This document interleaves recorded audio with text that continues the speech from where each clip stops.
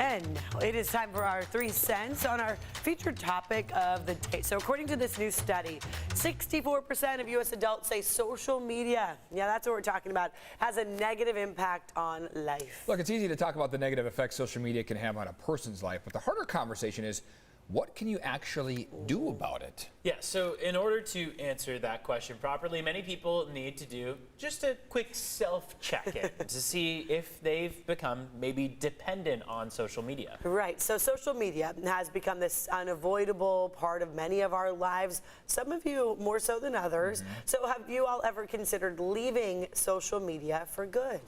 This is a challenging discussion for us because we as news people need to try to put the news aspect of this aside, because it's an important tool we use in our everyday careers. Right. But if we put that aside, how important is it to each of all of us? Do you feel like you need to use a social media app each day? I mean, I personally feel like I'd be able to walk away from it and feel good. I feel like I do connect with some friends, some college buddies, and that's a way for me to find out what they're doing. But other than that, just kind of life updates, I think I could step away from it for a while.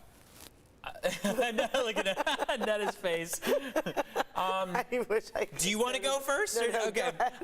So, I mean, for me, I'm similar. I think I could step away. I will say I'm much more of a consumer versus a poster myself. So I could go months without posting and still be checking daily. You know, still watch, what other, because I like to be updated on what other people are doing and comment on how they're doing. You just don't like to update yourself. Exactly. I'm just like, don't worry about me. I get you. Same old over here. So it's harder for me, but I also tend to believe that social media is heavily responsible, especially amongst younger people, for so many depression issues and anxiety and FOMO, as we all say. Right. I mean, I will say, like, seeing friends hanging out, and I can imagine as a teenager, oh, why didn't I get invited? Like, that's gotta hurt any age. I feel like younger people, especially, just because they're going through this in high school, it's already hard enough.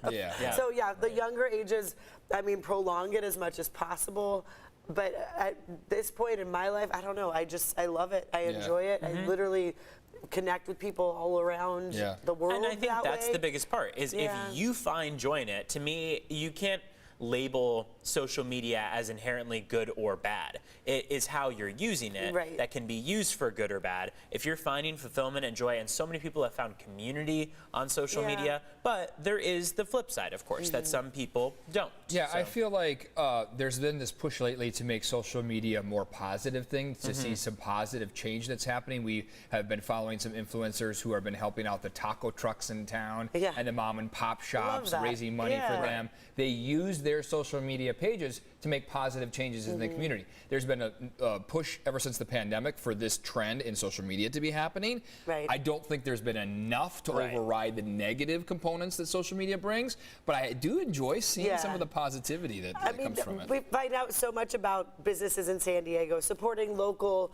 brewers, for example, and what beers they just came out with, what restaurants are new, and where they're going, and it's great as a way to help them out. So what kind of nonprofits, footprint, social media footprint, are you giving? Are you contributing to the whole social media conversation? Yeah, are you helping people by being on it? And is it taking away from your life? Just like you would think about with people in your life.